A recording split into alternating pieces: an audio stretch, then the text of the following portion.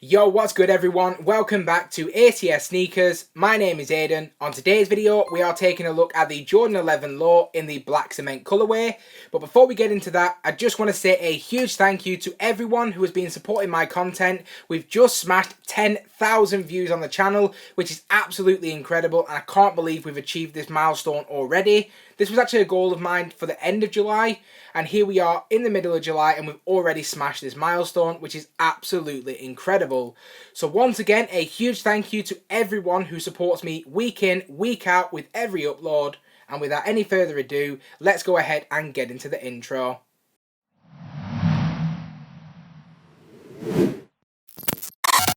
So before we do go any further, as is customary on my channel, let's go ahead and discuss the shoe's history.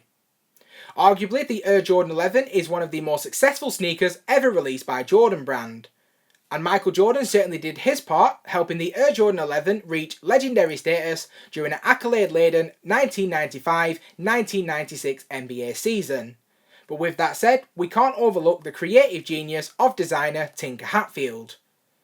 Now, when the sneaker initially released in 1995, it released in 3 different colourways, including the iconic patent leather trim mid-cut and the elephant print low-cut, also known as IE. Now, as far as my research confirms, this is the one and only time the IE signia has ever been used on a Jordan release. 5 years on from its initial release date, we then got to see the first retro run of the Air Jordan 11 in new and OG colourways. This also prompted Jordan brand to move the retro release dates to a Saturday to avoid students from skipping school to get their hands on pairs. Now that's enough of the sneakers history for the time being, let's go ahead and get into the unboxing. Originally releasing on July 9th for a retail price of £160, the Jordan 11 Low in the black cement colourway is a fresh take on the iconic low top version of the Air Jordan 11. And you can see that it's dressed in a familiar looking black elephant colourway. Taking a quick look at the label on the box, which reads Air Jordan 11 Retro Low IE in the black fire red cement grey colourway. So let's go ahead and get into my review. And here we go guys, I now have the sneaker in hand, so let's go ahead and get into my review. Starting out with the toe box area, which has actually been crafted from 3 different types of leather material. Now these 3 leather materials include grain leather, synthetic leather and patent leather, which has been used to create the toe box area. Now in my opinion the leather quality is good, but it's not great, and I have seen it a lot worse on other Jordan releases. You can also see that there is some stitching that does connect the elephant print side panels on each side. And if we now take a quick look at the upper of the shoe, we continue to see the same blend of leather material that we saw on the toe box area, as well as the elephant print panels on both the lateral and medial sides. Now, following the 1994 retro release of the Air Jordan 3, the Air Jordan 11 IE was only the second Jordan sneaker to feature elephant print. Now, one thing I didn't actually notice until I had this sneaker in hand was the mesh panels that has been created within the actual elephant print itself. Now, I for one am not a big fan of seeing this in hand. I don't think it looks very good on this sneaker, and I definitely wouldn't want to be caught in the rain while wearing this shoe. And if we then take a quick look at the midsole of the shoe, we have a primarily white Phylon midsole. And taking a quick look at the outsole of the shoe, we have a primarily smoky outsole with the red Jumpman in the centre, with the herringbone traction on the forefoot and heel. And you will also notice underfoot that we have the carbon fibre spring plate, which is actually carbon fibre as far as my research has found. And I personally don't have much experience with carbon fibre material, however it doesn't feel very premium underhand in my opinion. If you guys haven't already, please go ahead and smash that like button, subscribe to the channel, hit that bell notification so you never miss a video. Let's get back into it. And if we now take a quick look at the laces on the shoe, which are completely black.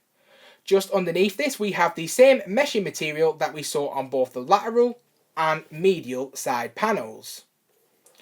The laces also sit on top a 3M material which connects directly to the tongue itself. If we now take a quick look at the tongue on the shoe, which does bear very similar features to the Air Jordan 3 tongue that we've actually taken a look at on previous reviews.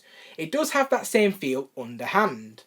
This also features the red Jumpman branding in the centre. Taking a look now at the sock liner of the shoe, this has been crafted from a super soft, very cushioned nylon material. Now this feels very soft underhand and does offer a lot of comfort in my opinion. I did feel that this was extremely comfortable when I did have it on feet for the very first time. Now if we take a quick look at the insole, we have a primarily red insole with the black Jumpman branding.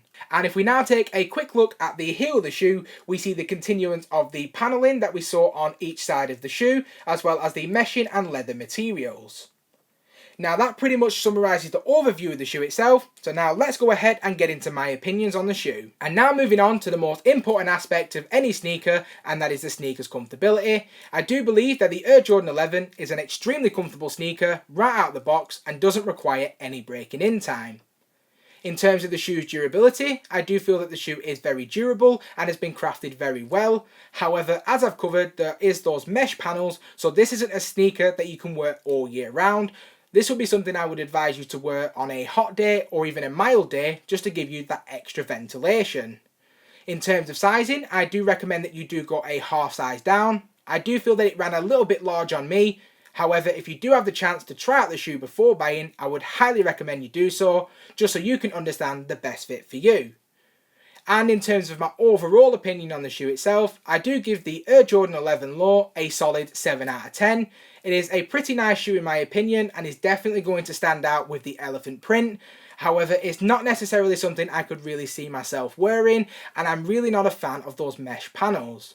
Let me know what your thoughts are in the comment section below, and let's go ahead and take a closer look at the shoe itself.